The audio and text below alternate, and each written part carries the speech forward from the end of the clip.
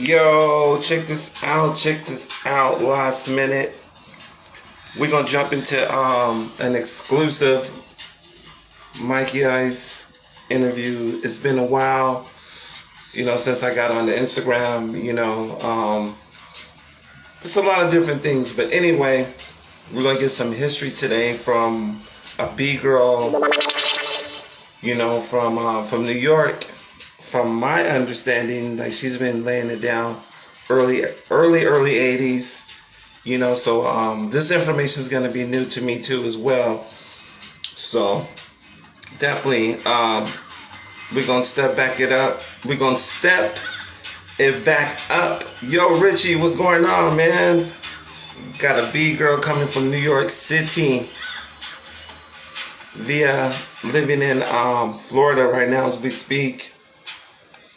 That's gonna be fresh.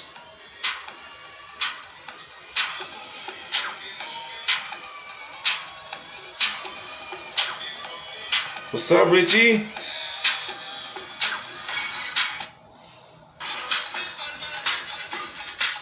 Yo, B-boy Mark Rock, what's going on, man? Mikey Ice. We're about to do this dope interview. Crazy last minute.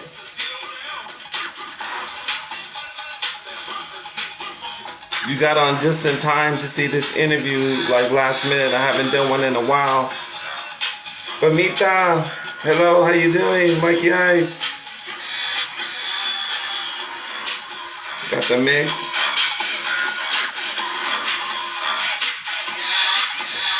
Bamita Juan, how you doing?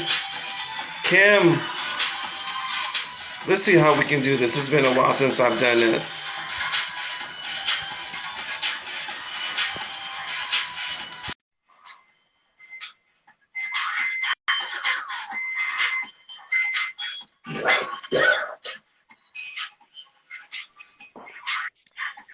Hey, do you see Hey, me? Kim. How you Hey, doing? happy Valentine's Day. Yeah. First time I've been stood up on Valentine's Day. Oh, really? How are you? Doing pretty good. I got my peoples coming on. I got Richie from New York. I got Deborah, one of my friends. How you guys doing? Happy Valentine's Day, everybody. Thank you for coming on. Sorry Yeah, we're late. me too. It was kind of like, it was a double situation, more like on my end, because I got busy, but I'm happy to have you on here because I heard about your story a while ago because we used to be friends Right. on Facebook, and I remember I wrote to you and we were talking about like your early history, and I just wanted to know like more about you. So can you kind of tell me like how it all started and how'd you get involved with hip hop? Yes. Actually, it all started at a club in Manhattan called the Fun House, which is a Oh, okay. legend in its own right. A lot of people started their careers there. Mm, And when I first started going there, they would, I was doing the Webo and the Loft and, all that stuff we were doing back in the day. And I what was had the seen, rebel? Can you explain to people like myself because I'm West Coast and we never did the okay, rebel out here? well, the Webo it was a dance style. And it's funny because when we were doing the Webo in like 1982, it was just like, freestyle dancing, but there were certain steps you did. And we would wear the outfits that like they wore in Breaking Shabadoo and Boogaloo Shrimp. The baggy Mhm. pants, we call them Webo pants, the half cut Okay. shirts, the spikes, that was our look before. But they had, I had seen breaking and popping and locking for a while, but it was until this one guy, excuse me, B-Boy Mike, Mike Boogie, I'm sorry, Mike Boogie. I saw him. He came with Chino and Bryant, who were Mm. with Incredible Breakers, Rebel if you know them. Breakers, yes. And he was down, with everybody. And the way I had seen people popping before, but never like him. And I was just Mm. like, I got to do that.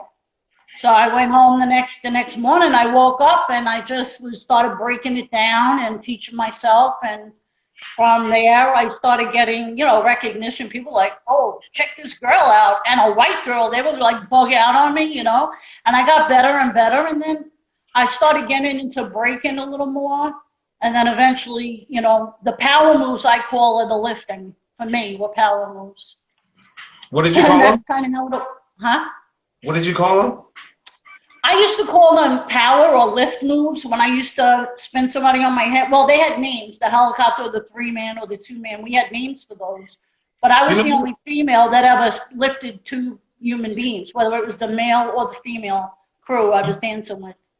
you know what we used to call them when I was a kid though? Like we used to call them dynamics because it was very Well, dynamic. there you go, dynamic dolls. Now you know where we had from our crew. My crew, Yeah. Kano and Flip, actually. There's some debate about that, but they were the ones who, made that famous, that move. Okay. Yeah, so that's when I was a kid though, people was like, yo, this guy he can do dynamics though. And then from there we called windmills egg rolls because if you put an egg on the ground it rolls. So we would say egg rolls. We were like, let me see if you can do egg rolls. And then from egg rolls we would say gyros. Then the term windmill came to us, but we was already calling them like helicopters, dynamics, egg rolls, and gyros. Right. And then we call the Well, that flare. happens. Everybody makes their name. If you don't know the term, you see it and you're like, oh, you make a name for it. And then we call the flares, which was the original name, we call it the Thomas flares. We never just said Oh, yeah, flares. right, the Thomas Because Flares. when we see somebody Exactly. do the flares, we always say, yo, look, this guy can do Thomas flares. We always made sure to add in the Thomas. Well, of course, he was the one that first did it Yes. on the ground back in But the day. I remember but that. nowadays, everybody that does flares don't have no idea who Thomas Flair is. You don't know Oh, no, no, no, no, no, no. You see, that you need to know. You need to know that. I my remember kids seeing it for the first time on TV. I saw him do it for the first time on TV. That was wild. Nah, yeah, they need to know. You need to know about that. Yeah. yeah. Yeah, so So, he's right though. We called them we always said Thomas flares. We never said like, hey, let me see you do some flares. If we see somebody flare, we say, yo, this guy can do the Thomas flares. We made sure that the Thomas was always added into it. And then as time started evolving, people start calling them Hawaiian flares. People start that's, calling them gymnastic flares. And then people just started just calling them flares. They took off all the names. They just said, oh, I can yeah. do flares. Yeah. Yeah, because if you didn't know who it was, you didn't really have that like awe of seeing it for the first time or the respect, so it got cut off. But it's a funny thing, not too many people know that I have a family member who was a gold medal in the Olympics. Oh, okay. In ice skating, my second cousin, my mother's first cousin is Peggy Fleming. Mm. And what's funny about that is before I started, popping and breaking and we were doing all freestyle, I had the nickname Spinner. Oh, And spinner. I've never seen another human being do this, but I used to spin not on my toe, but on my heel, and I literally on the floor in the club and standing up, but I'm saying, you know how the ice skaters do that fast spin? Yeah. I used to do that. Mm. Not on ice, but on the floor. Yeah. But you can't do it on the front of your foot. I did it on the heel. And when you Oh, find, just like when you start spinning and you start doing, you're doing head spins, you find that balance, that core. And mhm. that's what, when you finally get that in balance, well, I did that with this spin on one leg, just like you see them do. I wish I Right. had that on video. That was crazy. Yeah, that's amazing. So your early beginnings of when you first started seeing breaking in York, what year was that? Oh gosh, jeez. It's so hard to say when I first saw breaking. I mean, they were doing it in the clubs. I was going to the fun house from anywhere from late 81 to 82. And I Okay. mean, every weekend, usually Friday, Saturday nights. So, it was floating around the club. And then I'd say about late 82 to 83 is when like Chino and Bryant and all them started coming in. You had Dynamic Rockers and You had a whole bunch of people, a whole bunch of crews, and we took over. We had the backstage because this place was huge. It was like, this is where Madonna got her start. I don't know if you know anything about the Funhouse. It's where Jelly Bean got his start. Run DMC record live there. The clubs Here We that Go. the I think clubs Here that We Go it was recorded live in the Funhouse. And my friend Nick, he's making a huge documentary on the Funhouse. And he has all this information in there. It's going to be amazing because a lot of people came out of this club and found fame. Lisa, Madonna. I mean, it's ridiculous. But it was the place to be. As a matter of fact, I first met Boogaloo Shrimp at the Funhouse. He had come to New York. Yeah, that was the first time I met him. He happened to be at that club. Some of the early clubs that I heard about later, coming out of New York was the Skate King, the Roxy's, and the Fever. Well, the Roxy and the Funhouse were like my two homes away from home, Mm-hmm. I didn't really, because then I was always traveling. We were always busy working. We were either out of the country or on tour, so I didn't really, most of the clubs I went to was to perform. Studio 54 and, all these crazy clubs. And so after a while, there wasn't a lot of like hangout time. So we weren't really around in the clubs too much anymore. So I didn't really go to those other ones. I wanted to share something with you though, like, because I know like on two different parts of the coast, like everybody was dancing to different music. When I was a shorty, this is the music that I was dancing to.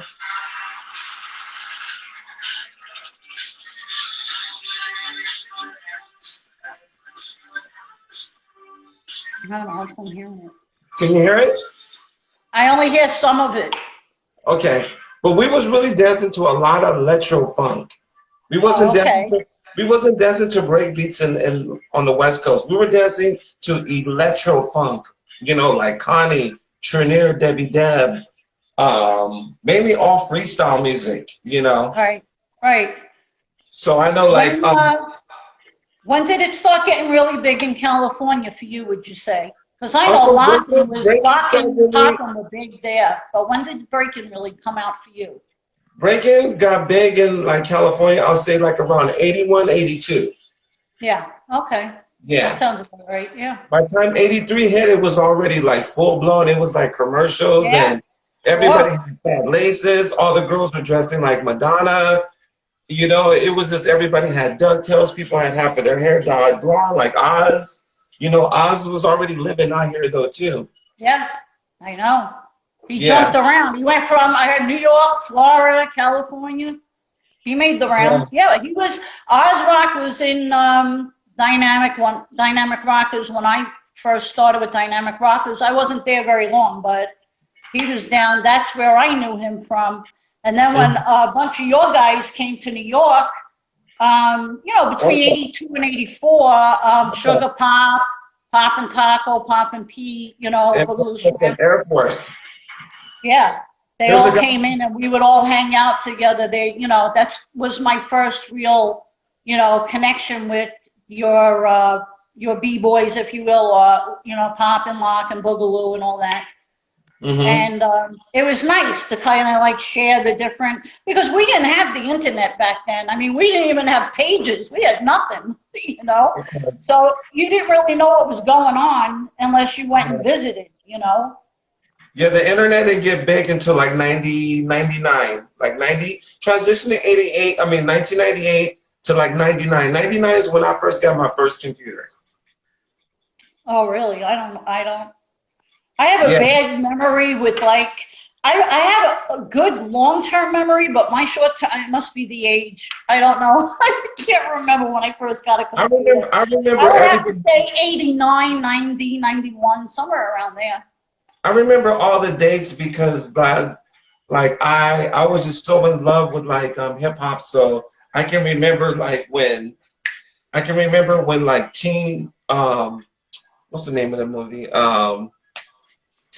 Teen was it called Teen Wolf or something? With Michael J. Fox? Oh, Oh, I don't know. I Yeah, don't know. I think it was called Teen Wolf or whatever. But I remember like Oh, in Teen Wolf. Oh, you're talking about Teen Wolf. Oh, okay. yeah, because Teen Michael Wolf. Yeah, they that had was the name of it. in that movie they had a double because in that movie he did a backspin in a hallway. Well, most people had doubles back then, you know. Flash And that was dance. It's a one, you yeah, know. that was huge. That was a big deal for us because we were getting like little sprinkles of breaking on the mainstream, like Right. on the big screen. We would see it in TVs on the TV show like Fame, you know, like Saturday Night. We would see it like maybe like a Saturday Night Fever, Right. early solid gold. But in the movies on the TV, you would see like little pieces of like breaking that I was seeing, and Yeah. I just remember like it was such a beautiful time because the first time I ever really seen it is when That's Incredible came out. And when Oh, That's right. Incredible came out, that's the first time I've ever seen breaking because they said the dynamic rockers. And I was Right. looking at that and I was like, the dynamic rockers from the brownstone jungles, you know, and they showed them like doing up rock down the street. And that was the Yeah. first time I physically ever seen somebody do windmills or head spins because of Kid Freeze with the continuous head spins and Spider from Dynamic Rockers. Yep. Yeah. Yep. Hey, here's Spider right there. I don't know if you could see him. This is Yeah. this is when they were dynamic when he became dynamic breakers. There's Spider right there. This is Oh, the so they went from Dynamic Rockers to Dynamic Breakers? Yeah, this was from when they used to give breakdance lessons at a club called the Red Parrot in Oh, I about the Manhattan. Red Parrot. Yeah. So I'll show you who's here, just so you know. We have Flip. He was Wancho when he was Dynamic Rockers. Deuce, he was our head spin guy. Spider, Airborne, who had great breaking skills, and Kano. Kano and Flip were the ones who made the two-man helicopter, started that, made it famous. Yeah, the Dynamic Rockers were the first guys I seen like do that.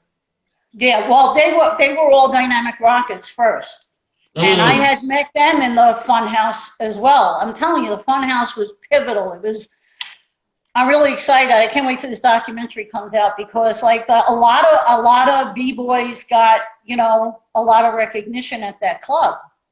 Mm. And there would be and that backstage, you had battles back there from some of my friend Nick talks about B-Boy German.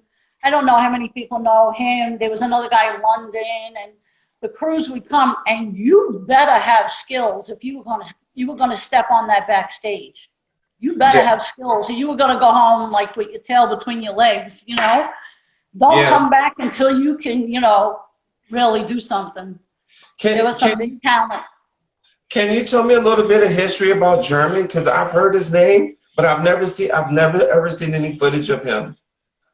There was just something on there. I didn't hang out with him other than the fun house. So, like I said, when we hung out, we had this, it's funny, we had a group of us that hung out, and it was mostly, like I said, incredible. We had Chino, Bryant. We had this other little crew called the Juice Crew.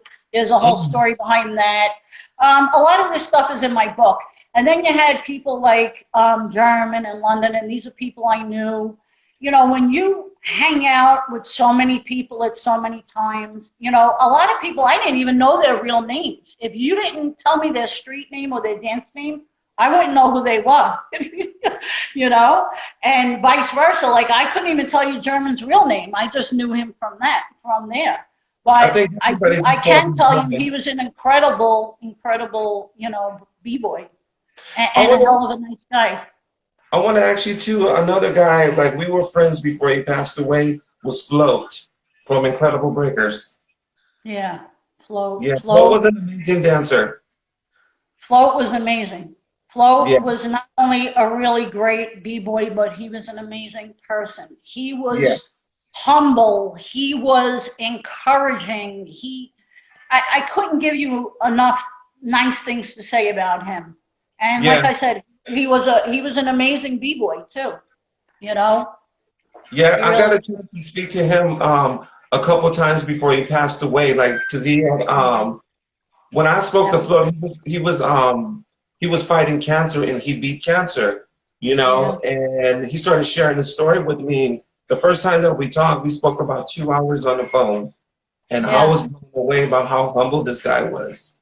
Isn't he? See, he was just, I always loved him. He was just, you just couldn't help but, he was just such a light. I don't think anybody disliked him. I don't think I heard anybody ever say a bad word about him since 40 years. Ever. Right. Everybody loved Yeah. him. Honestly, when Yeah. Flo showed up, it was just like he gravitated everybody, like from Europe, Yep. from New York, from the West Coast. Everybody wanted to be around Flo and talk to him. Yeah. Yeah. He was a good guy. Yeah. That was a hard one to take. Yeah. Yeah, We've lost a lot of people, in the years, and he's one of the hard ones, to swallow.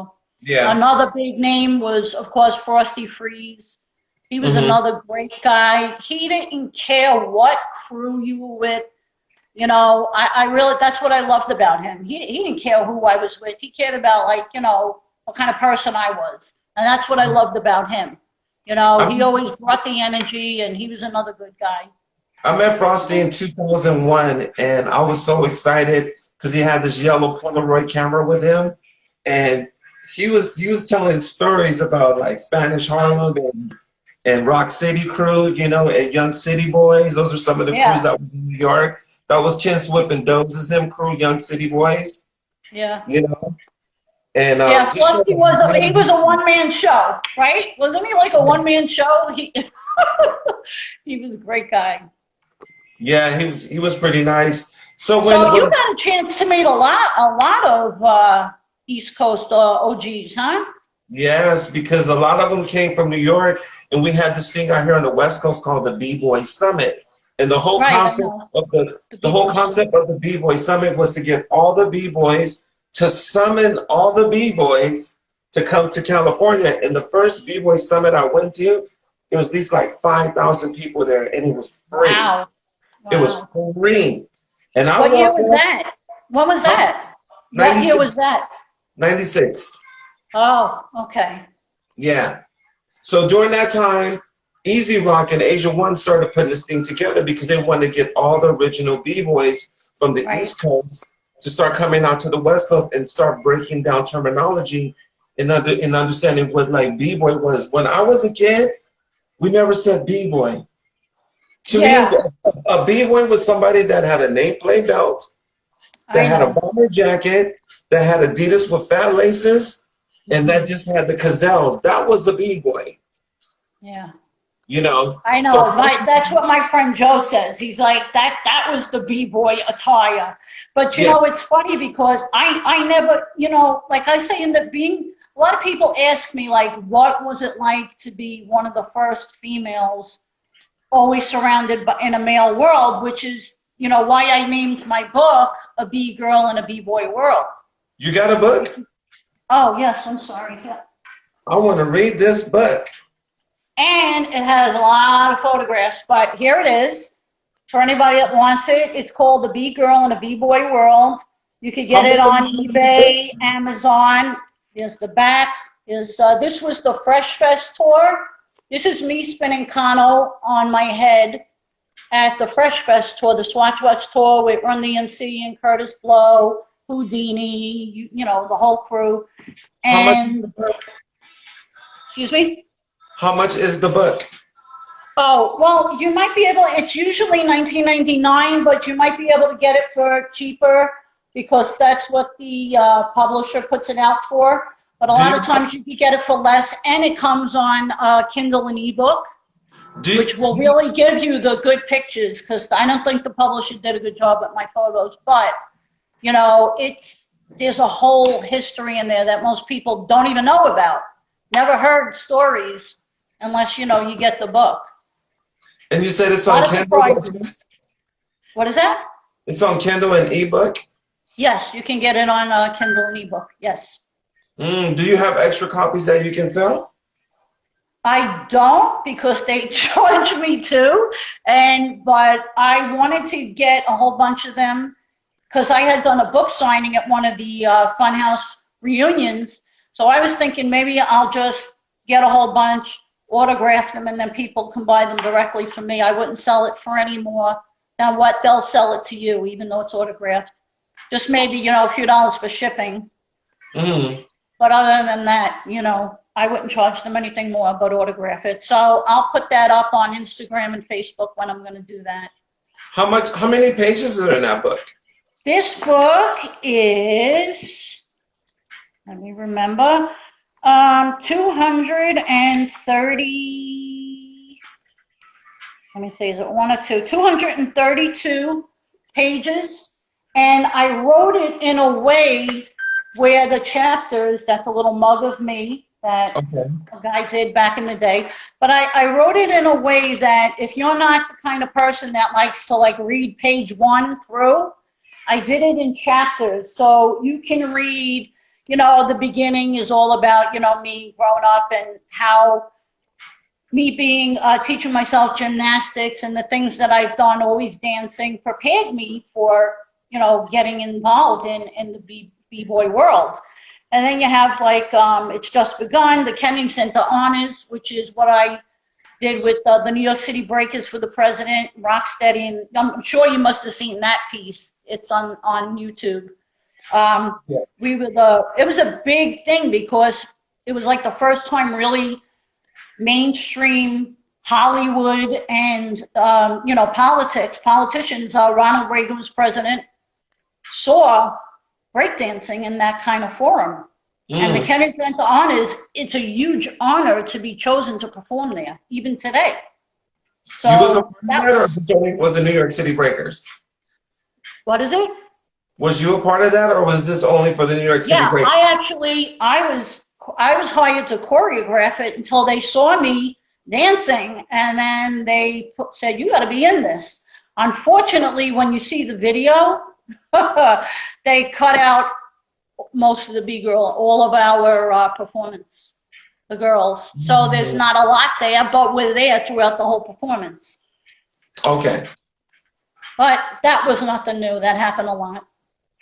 How was the pay back then, though, too, for performance? Though, was it really low pay? Well, it depends. I was the only one, for instance, at the Kennington Honors, I was the only one that got 2 paychecks because I got paid for being choreographer and then for performing. So after, Uncle Sam took his part, so that's 1983, I had 1 check for 7 and change, 7 and maybe a hot check, and the other one was almost 1,100. Well, that's not really a lot, but.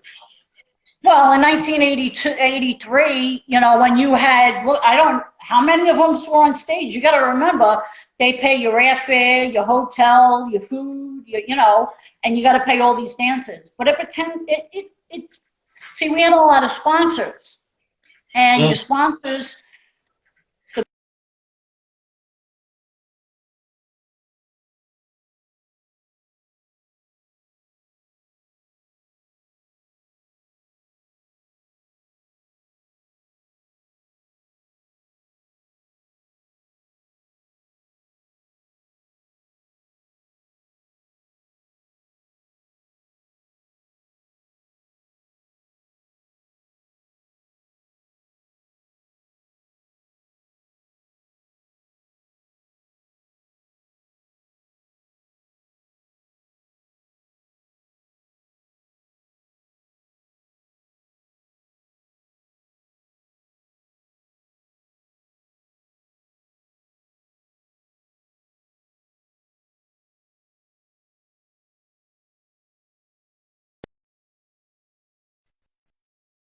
I can't remember what I got paid for doing the, oh, there you go. You're back. Okay. You froze. Could you see me? Yeah. Because you were just frozen, so I'm sorry about that. But like I said, it just depended on what performance it was, who your sponsor was, and who was paying what. So you didn't always get the same amount, but and then you got to pay your managers that they come off the top. Don't forget about them. They got to get their share. Yeah. But we did okay. So let me ask you a question today. What do you think about the level of beat girls today? Because it's extremely high.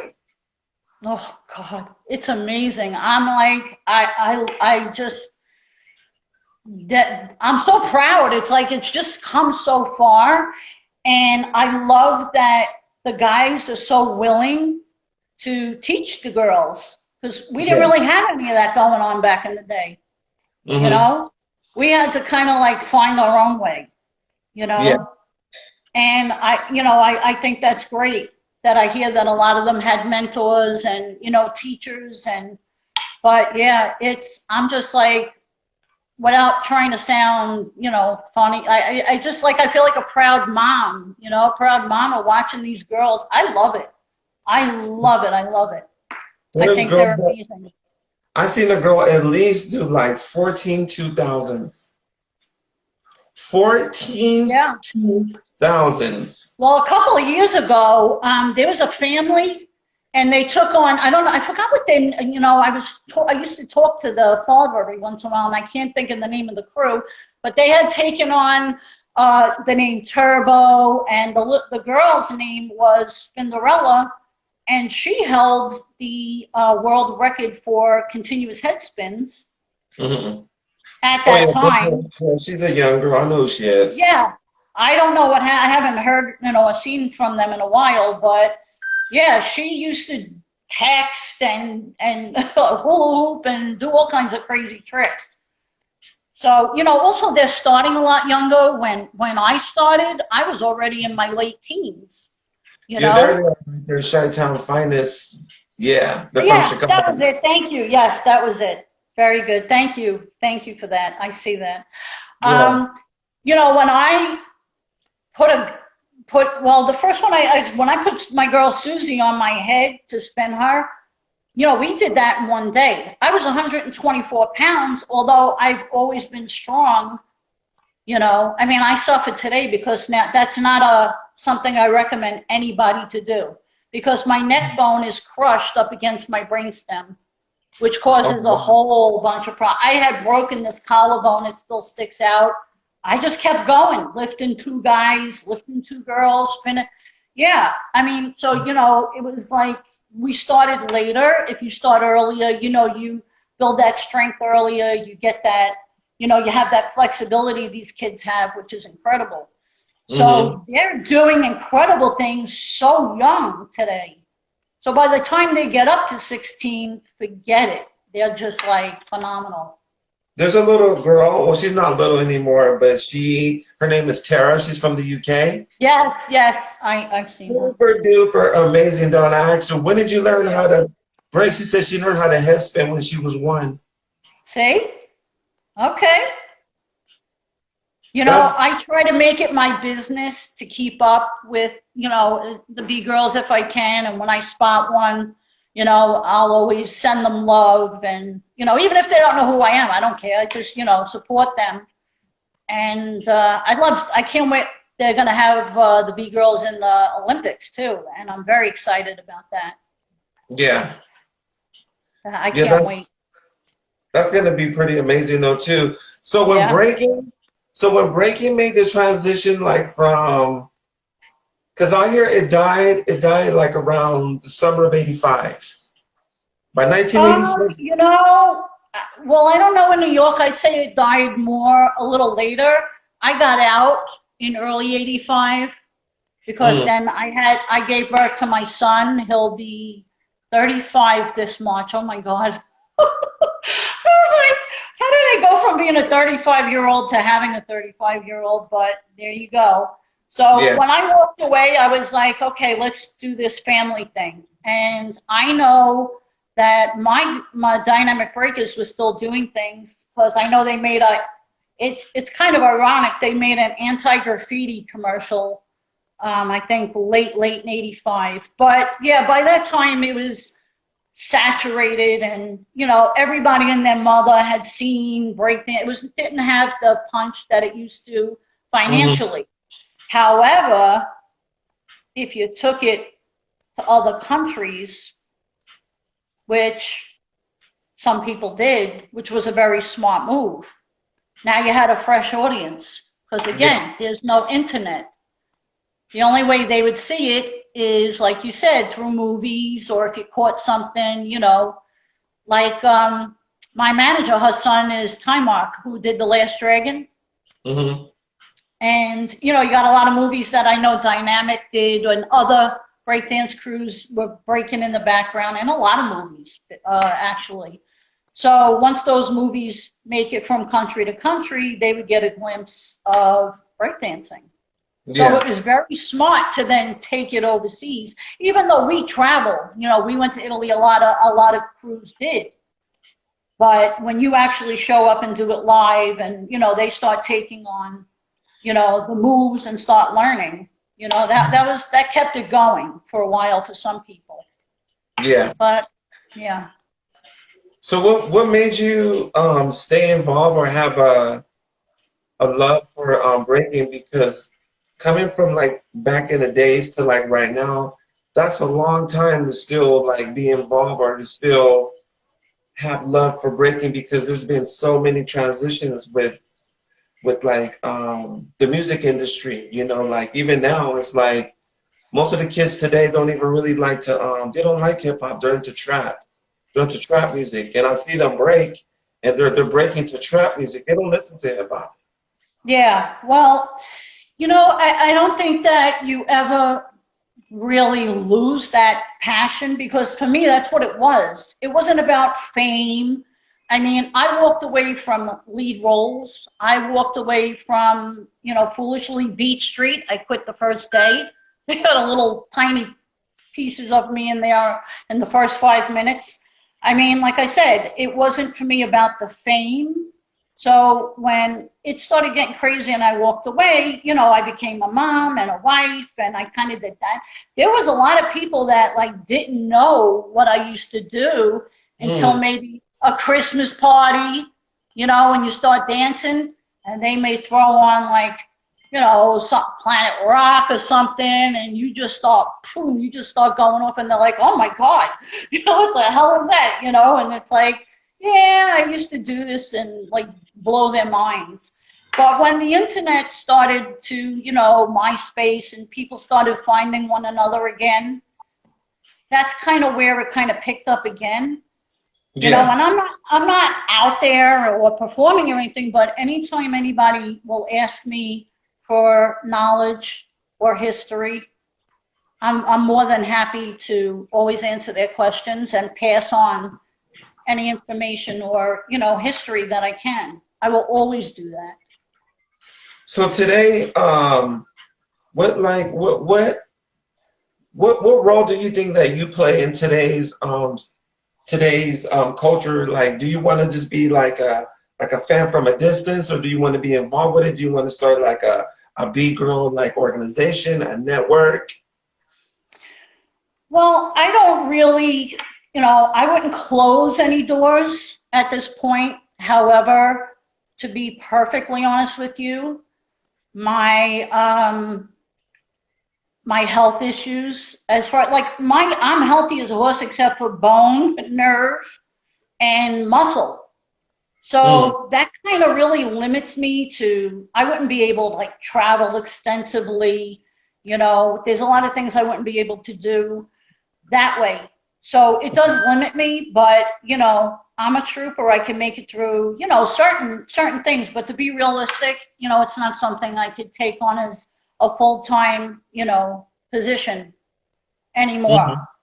hmm. I abused my body. I kept going when I should have. I didn't have surgeries. I tore rotator cuffs. Didn't even know. Tore all the ligaments in this arm. Mm, My doctors like look at me like, how are you even walking? Because I'm anything you can have wrong with your back. My pelvis is twisted, probably from lifting all that weight. I'm mm, 124 pounds and I'm lifting two guys from a dead weight position after, performing mm, hard, high energy, and then you got to pick up people and all that stuff. So I really abused my body. Nobody's fault but my own. Nobody told mm, me not to. But I knew if I went to the hospital that I'd have to have surgery, and that means I couldn't dance. So I was like, to hell with it. I'll deal with the pain. mm. Just don't leave me behind.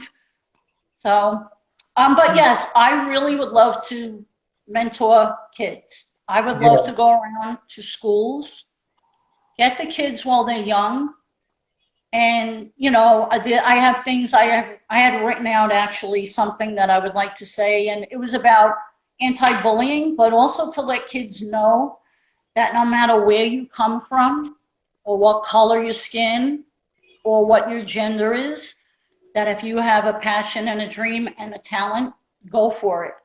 Because a lot of kids don't have adults to tell them, you can do this.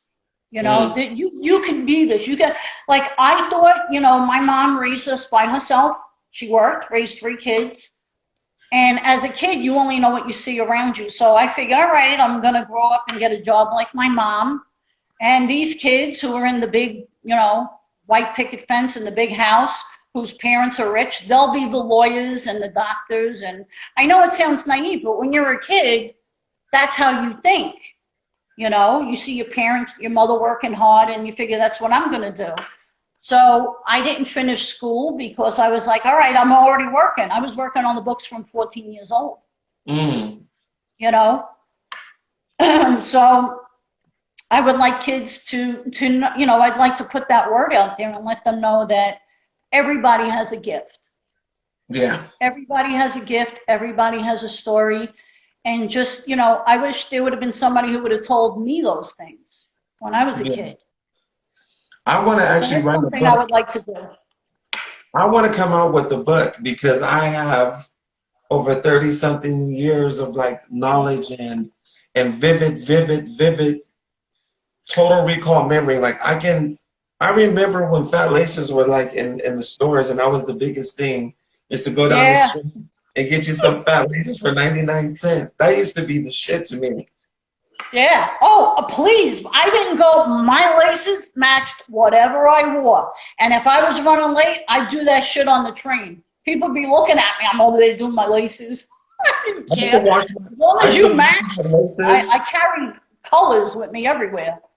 When I was a kid, I used to wash my laces in the sink. And I used to have maybe 5 or 6 different pairs, and I would wash them in the sink, and I would rotate them in my shoes every day. Oh, yeah. Well, that's what I said. I wore pink a lot. And it's funny because when we did the Beach Street Strut video, I Oh, told you're in one that of video? them, excuse me? You're in that video, Beach Street Strut?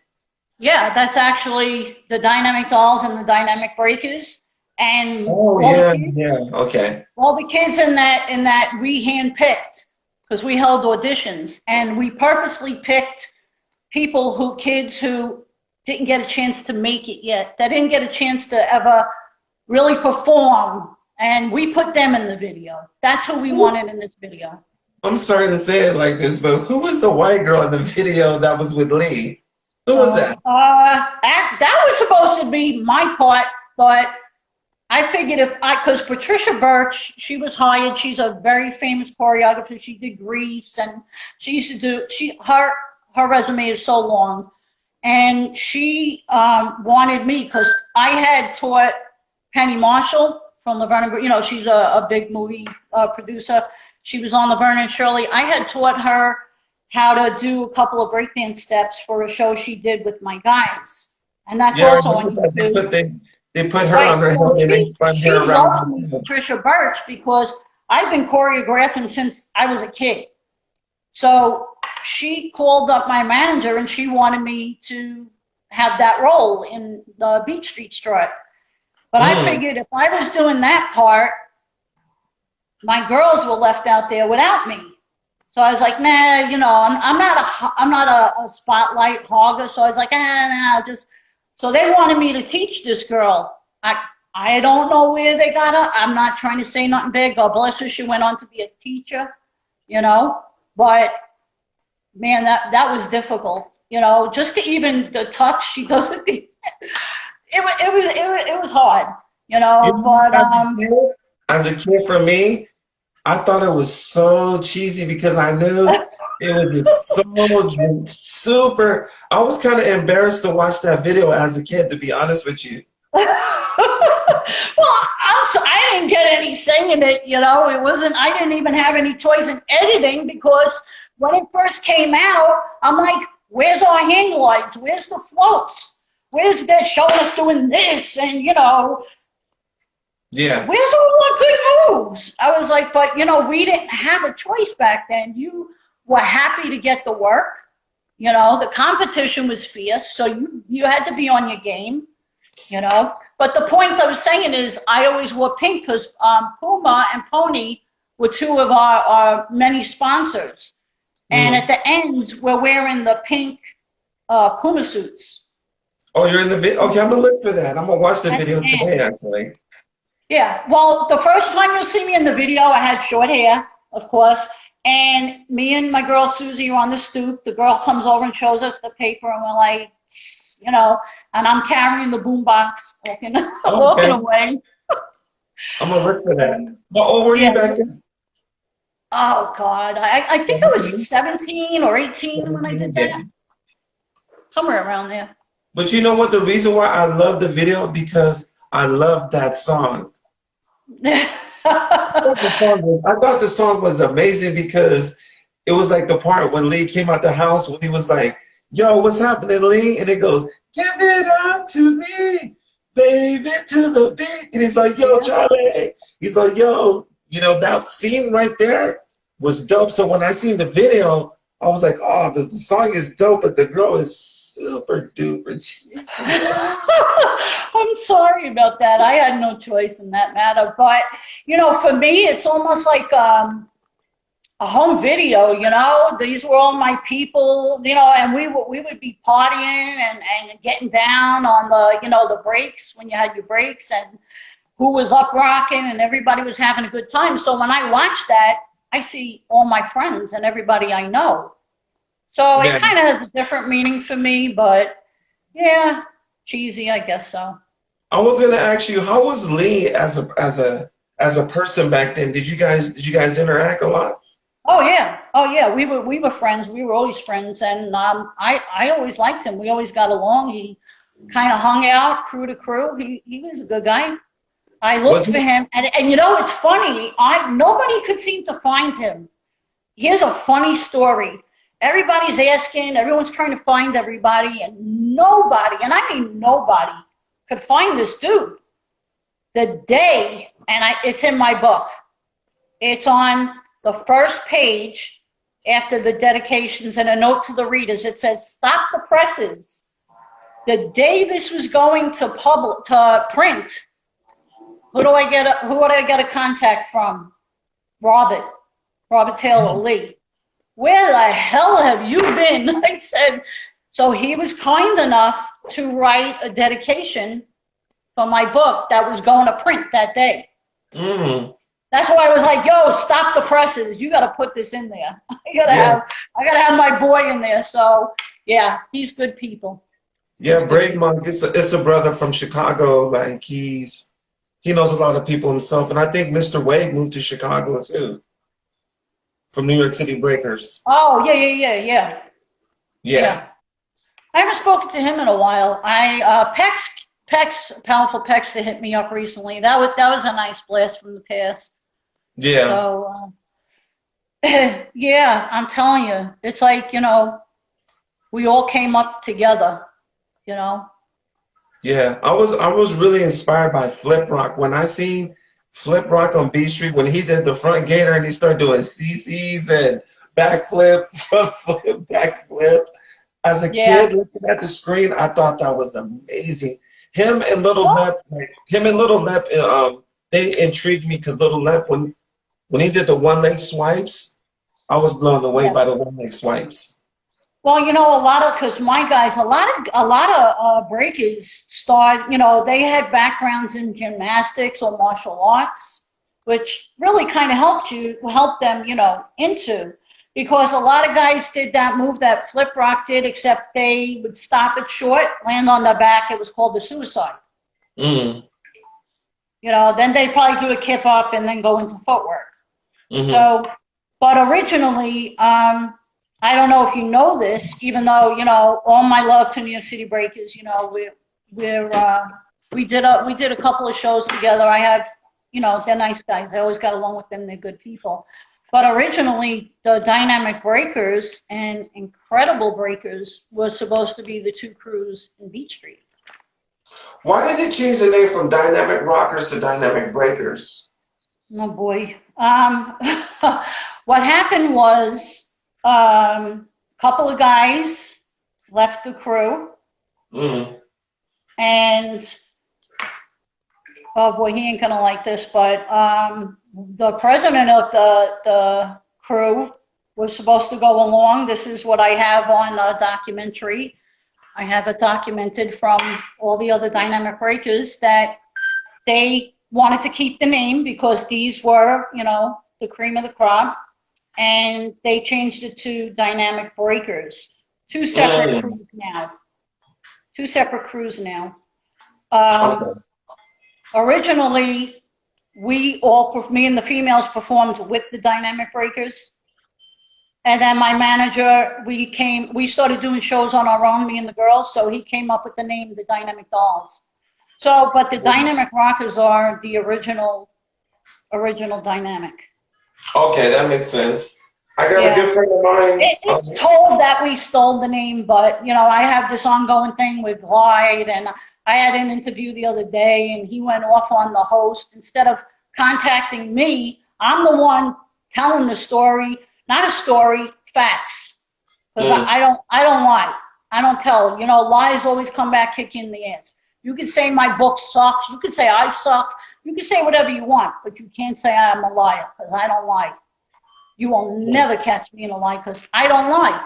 When I put my head on the pillow at night, I got a clear conscience, because I don't got to worry, who'd I tell this and who'd I tell that? You know what? I don't do that shit. I give credit where credit's due, whether I like you or not. I don't play that. Yeah. You were good, you were good. And that's just it. I have a good friend of mine, Iron Monkey. Have you ever heard of him before? Iron Monkey? It sounds familiar, but not like terribly familiar. Of course, he's way after your time. World champion, won Battle of the Year. That's probably why I know it. Don't know him, but that's probably why I know the name. Because I love to watch. I love to watch all those battles. Yeah, super world class.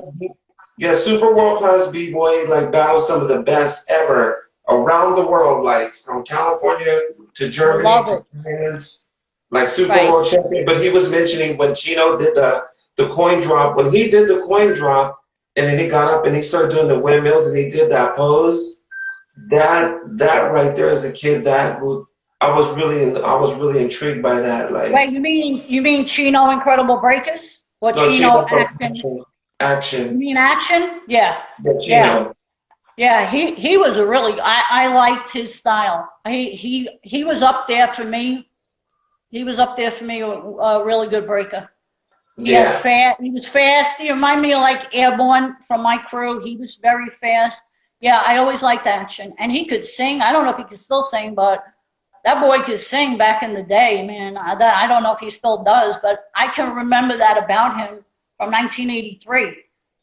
I like that name, Airborne. That's a unique name. I never heard a name called Airborne before. Yeah.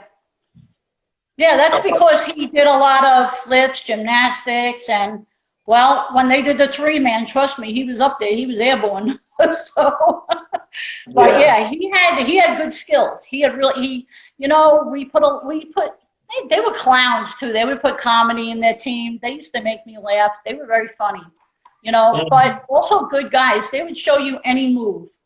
You know, if you were like, oh, how do you do that? They wouldn't be like, oh, you ain't biting my skill. They would be like, oh, let me show you. You know, they were pretty good like that. Yeah. That's so cool. I wanted to ask you too, like, I got a chance to do an interview with Baby Love back then. Were you in contact with Baby Love? No, unfortunately not. I would like to. I mean, back in the day, were you ever? Because, to be honest with you, back in the day, Rocksteady and Dynamic were kind of like the Yankees and the Red Sox. You know, I don't have nothing against them. Like I said, I worked with, look at here, I have here, Normski. There was a Normski when he was little. I was at the Kennedy Center Honors, and This is a really dark picture, but this is, I'm going to send these to you, Pex, I promise. This is the New York City Breakers with some of the dolls in Washington. Oh, okay. But no, first of all, I don't think I never really remember seeing her at the clubs too much. She was a young girl, and I know she was into schooling. She became a teacher. But we really didn't have much contact. When I did see Rocksteady at the clubs, I don't ever see her. If she was there, Yeah. maybe she was with the girls, because Can I I know say what it's like something to real be the quick? only female in a crew. So Yes. Can I say something real quick? I'm reading what Luis said. He put Oz passed away in the 90s. That's not right. That's incorrect. Oz passed away in the late 2000s. I think it was around 2000. It's mid 2000. I don't want to give an exact date, but he didn't pass away in the 90s. I didn't say that he. No, I no, don't. somebody had said it in the chat. Because I didn't Yeah, say he that. didn't No. say that. No, I'm just correcting because I think when somebody puts out information, if we're going to talk about Right. breaking, then it needs to Well, be Louis, talked you would about. know. Ilski would know. No, I know when he passed away because I was in contact with him. Right. Yeah, I was in contact with him. He was serving time in prison when I got in contact with him. This is the mid Okay. 2000s. Yeah. So I'm just saying when somebody put up comments and stuff, I like to make sure that it is correct instead of just making up a story just to say like, Oh, I oh, see. passed Oh, away okay. in 1994. It's like, no, he didn't. He passed away in the late 2000s. It was sad the way he passed away because I said like, is this a long story? But I anyway, know. I know. yeah, I got a chance to speak to his daughter. You know, we talked. Oh, that's nice. Yeah. You know, and then Little Caesar and like everybody, they were telling me the stories because there's a club. It used to be a club, which is the Radiotron. It's like 10 minutes away from where I stay, and that's where Oz used to hang out all the time. Oh, yeah. Yeah. Well, it's always sad to lose, good people and one of the greats, and it's happening more often. Yeah. Right before he had passed away, I was kind of hoping to like get in contact with him physically and maybe kind of like get like an interview or a documentation of like his understanding. But like right when that was about to happen, I don't want to say how he did it and why he did it, but yeah, he passed away. Yeah. Yeah. Extremely talented dude though. Like he would, when I Yeah. was seeing the footage, he loved to dance though. Like this dude was a dancing machine. Yeah.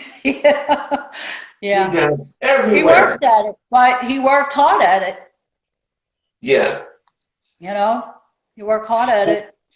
But one thing I want to share with you though too, I remember there was a movie called Thrashing. You ever heard of Thrashing? No. It's a skateboard movie. So in the skateboard movie, like this movie came out probably like I want to say maybe 85, 86, I'm gonna get it right. And in the scene, these skaters they come up on Oz Rock and Oracle and they see them breaking. And one of the guys walk over to Oz and he goes, breaking is a memory. Oh, shit. Okay. And Oz looks Uh-oh. at him and he like and that was his character. He was trying to be tough. And he walks over to the guys, and one of the guys said, yeah, it's for wimps. Uh-oh. And then all the skaters, they were called the daggers. And they walk by and they kick the boombox on the floor. When they kick the boombox on the floor, because B-Boys has never been weak. B-Boys has never been weak. Not in my neighborhood. B-Boys to us came out of it came out of like a gangster background. Because Yeah. I grew up in South Central Los Angeles. Breaking came out of a gangster background. So if you would have kicked somebody's boombox realistically, oh yeah, fights was going down.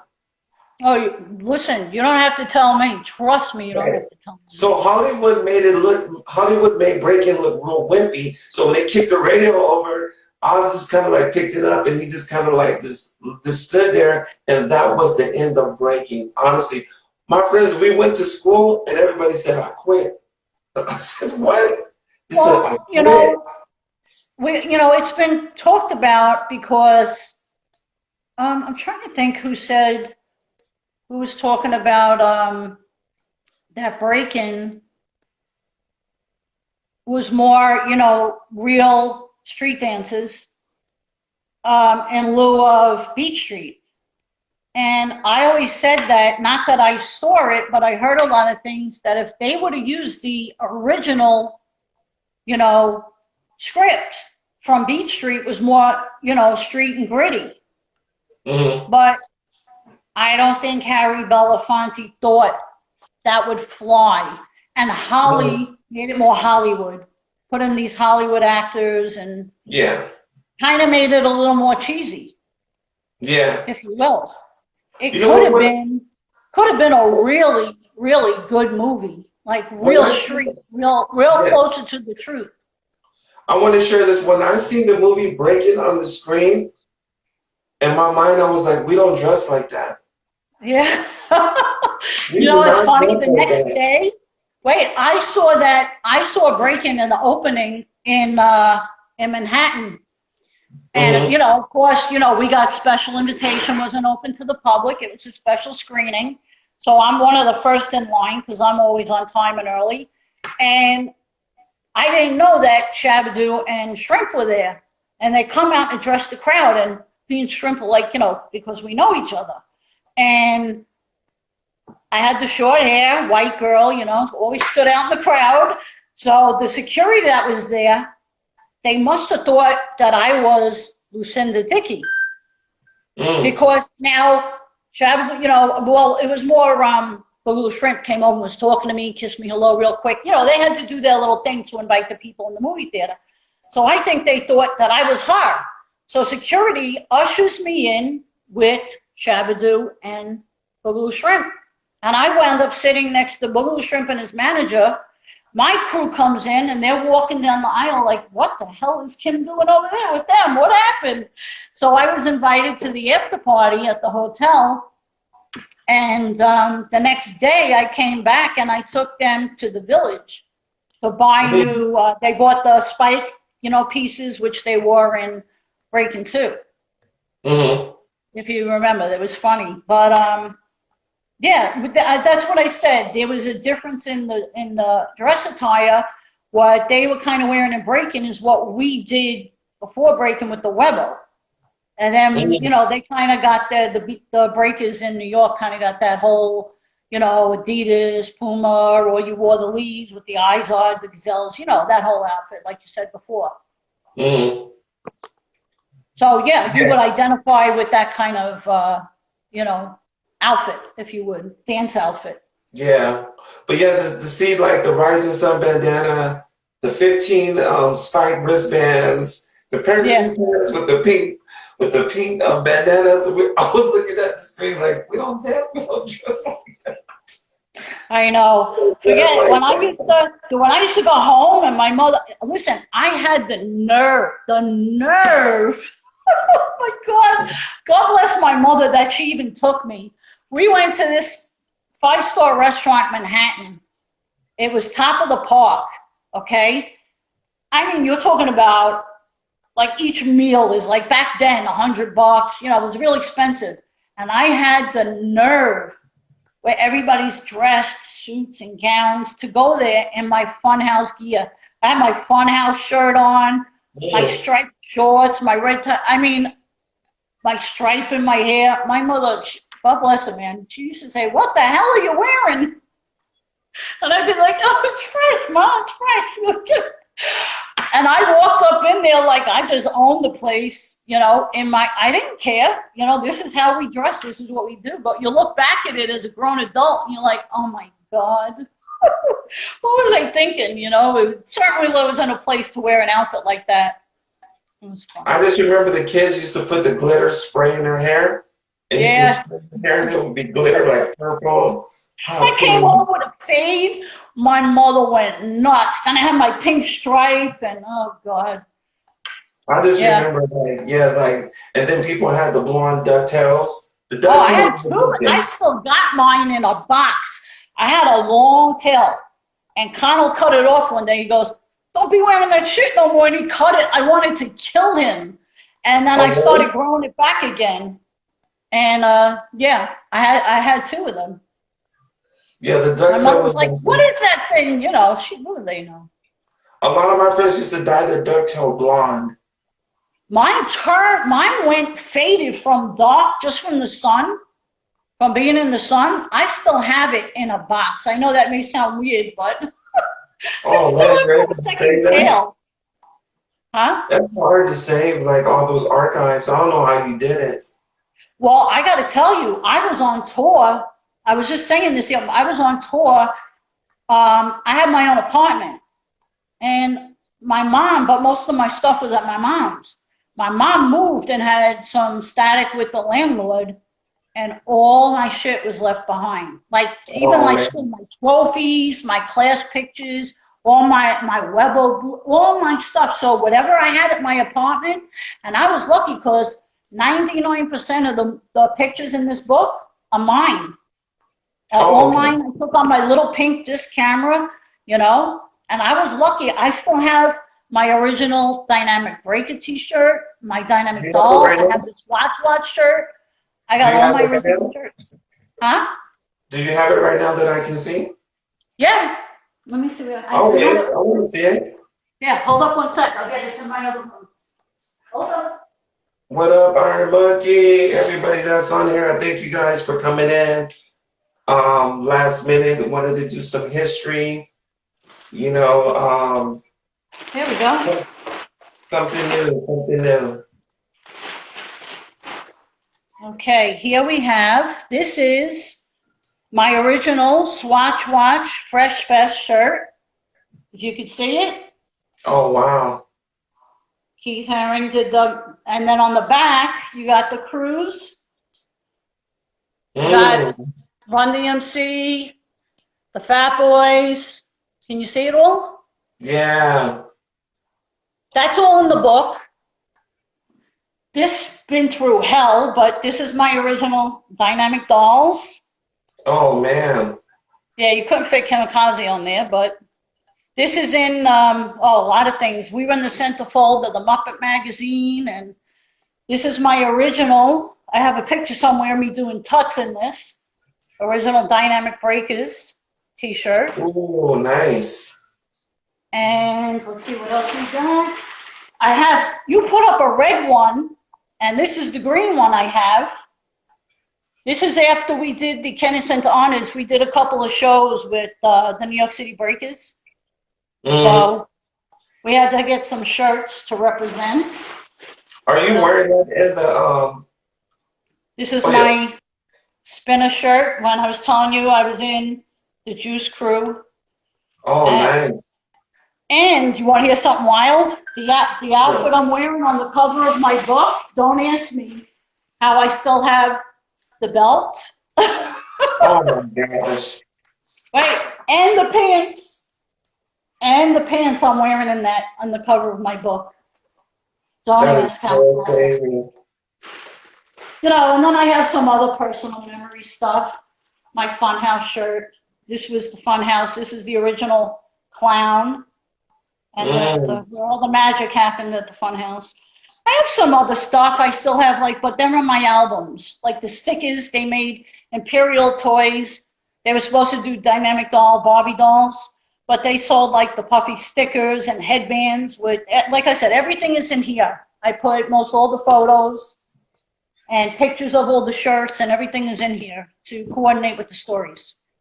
Yes. So, yeah, So yeah, I am lucky to have all that stuff. oh, yeah. There's some Yeah. stuff that I couldn't keep. I have my original Zulu medallion from Oh, '94. really?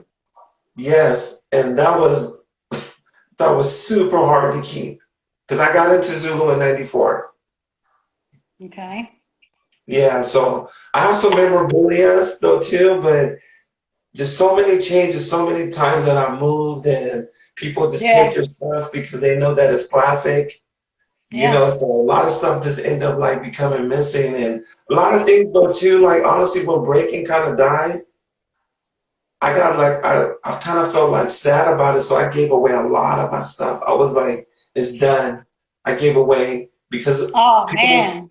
people were making fun of it. Like in my neighborhood, if you was breaking, People used to beat you up. If they seen you walking down the street, if they seen you walking down the street with the Puma outfit, oh For yeah, real.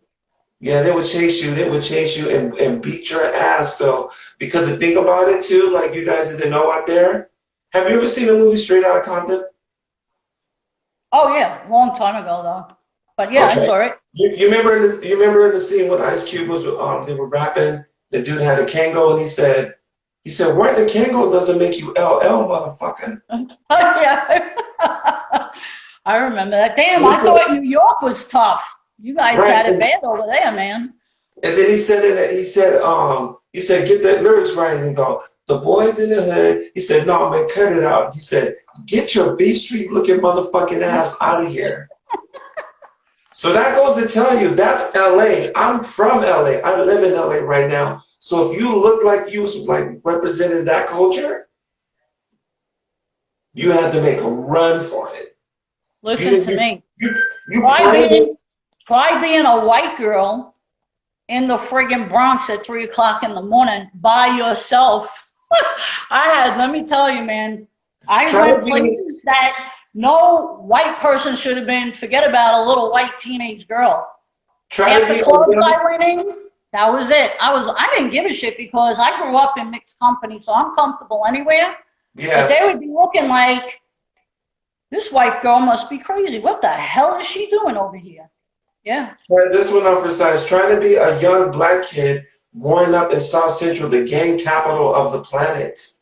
Well, no, that's not easy for nobody. I understand. That's one thing I never shared that, but and talked about with people. But being a b-boy like in Los Angeles, you were going against the grain because you had gangsters.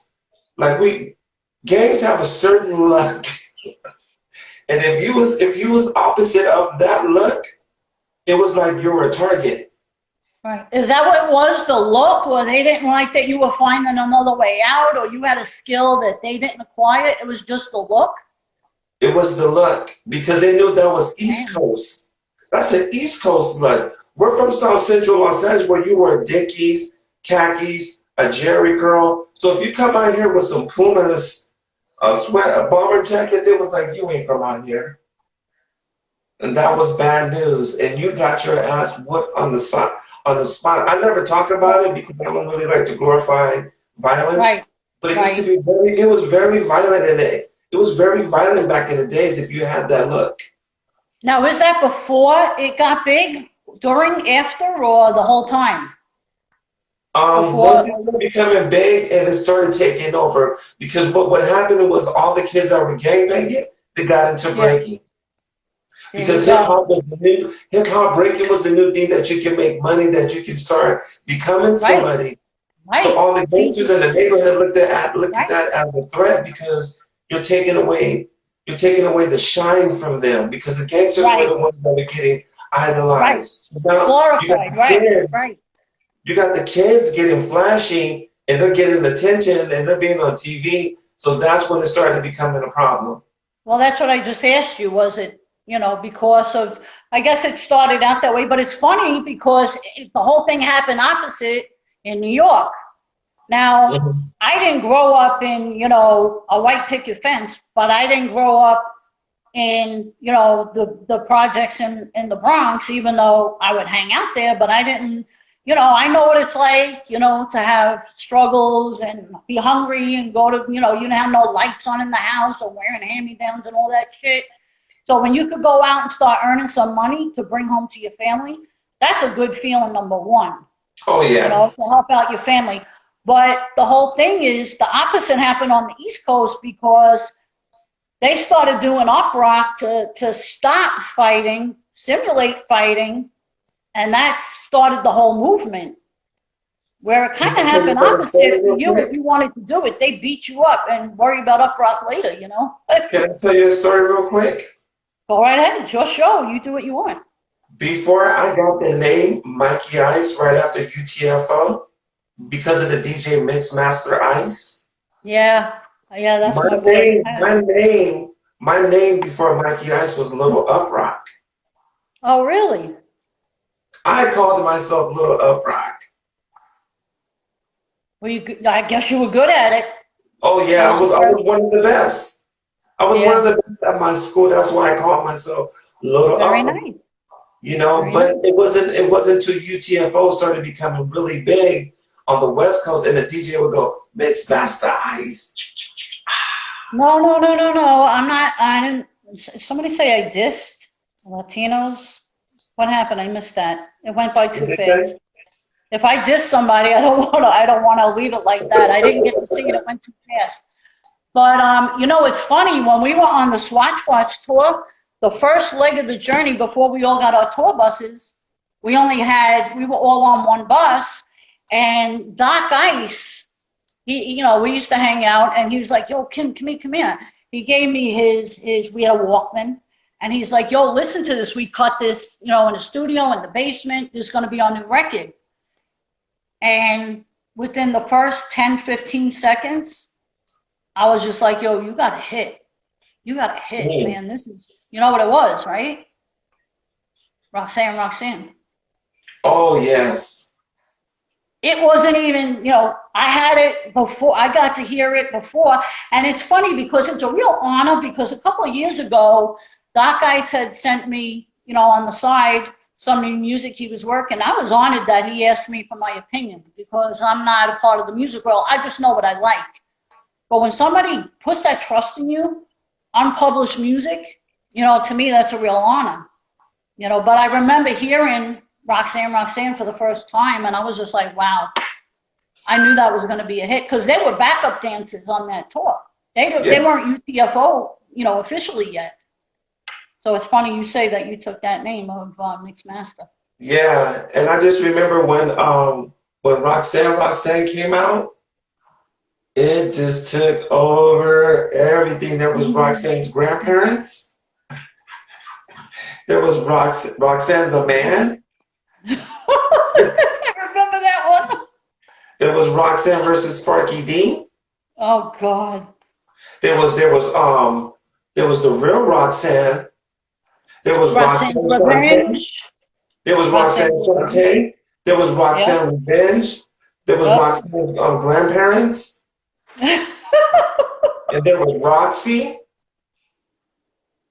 There was Oh, yeah. Roxy. There's a girl called Roxy.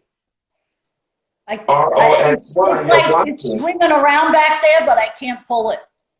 I can't pull that one out. I have to look that It one was a up. bandwagon thing. It was like one of those trends that everybody wanted to be down with rock. That's why there was no Yeah. such thing as Roxanne grandparents. But they I made a gotta show you. song imitating like the little hit that Roxanne first came out with. I don't like to be repetitive when I do an interview, and I like to tell different stories and Yeah. whatnot. This is the Holy Grail. This was my book, but I have to just show you real quick. This was our original Dynamic Breakers, Dynamic Rockers business cards. Oh You can man. see. And in this book, I have some of the number one OGs from East Coast, West Coast, including Ozrock. Oh really? Yeah. I got a thing in here. Sugar Pop wrote to me right here. What is it? September 17th, 1984. I don't know if you can see this. From Yeah, I Sugar see Pop wrote something. me a Yeah. message in my book. And in here I have Ozrock, Boogaloo Shrimp, Poppin' Pete, Taco. Everybody's in here. Let me get the O. Hold up. Yeah, I'll take this out just for you. Okay. You can see. Let me see. You might not be able to see. Let me put something behind it so you can What is see. that? This is a page from my telephone book. This was my book I used to use back in the day. And there I have, it says Ozzy Ozrock, Anaheim, Oh, and his address and his phone number. I'm gonna call the number right now when we get off. Ah, I don't know. Somebody else might answer, I'm sure. But so yeah, this was like my book that had all, not just my business contacts, but like so many B-boys. Here I got Frosty Freeze, Float, Fast Break, Flip. That's just in the F's, first page of the F's. Fable. from Wiggles and Fable. So it's a lot of good history in that book right there alone. Man, yeah, we've been talking for a while. How long have we been talking? Let's see. Should I throw it up that you were late, or should we try to? No, I think. No, I'm sorry. You came on. I guess about 7. 7 or something. How long have we been talking? Well, we were supposed to start 6 my time, 3 your time. We did 4 and 7. So what time is it? Oh man, it's 5:20 right now. Oh, your time. That's not too bad. Brave Mike had a question for you. He said, "What book is that in, Kim?" What is that? Somebody had a question for you. They said, "What book is that in, Kim?" What, the phone number for Ozrock? Yeah, whatever you just showed. Oh, this was my organizer from back in the day, in the 80s, where I kept phone numbers, appointments, business cards. I don't know how I still have this, but I'm blessed to have it. So a lot of people used to sign my book, write stuff in my book, but, you know, in the back it has, you know, it's funny because I got a lot of stuff, appointments, gigs, you know, all kinds of things that we used to do. So it's really, I'm lucky to have it because it's filled with memories and. Oh my gosh. But yeah, it's my personal organizer book from back in my day, back in the 80s.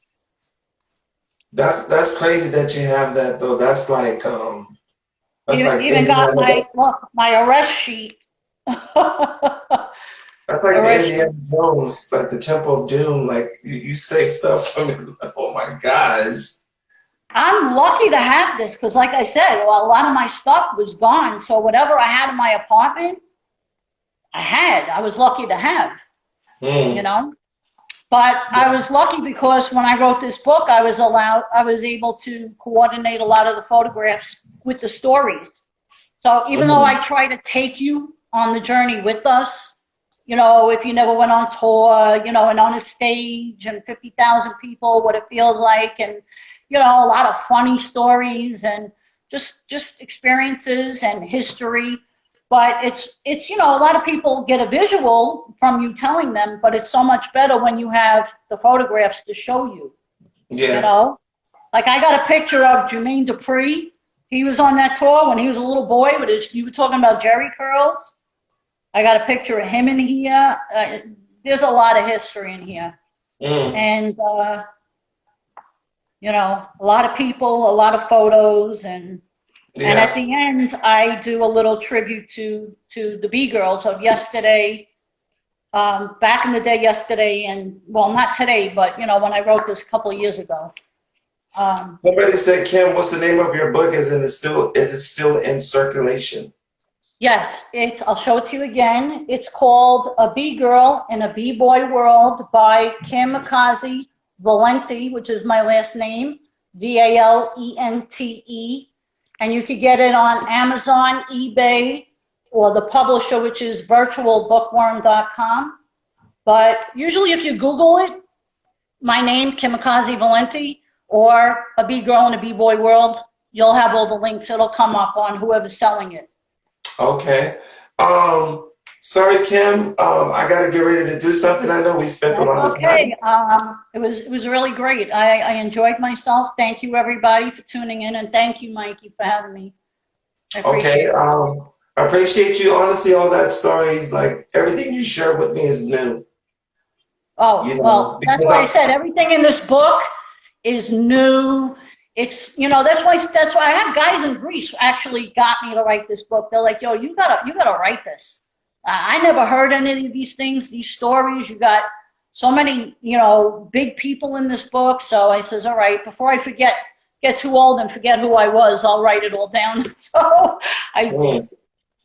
So, but thank you very much. Happy Valentine's Day, everybody. Lots of love. Yes.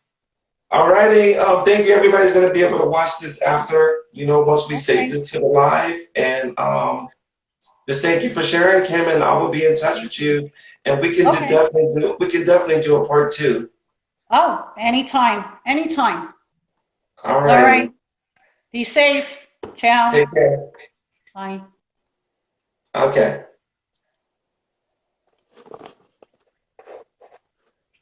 That's it.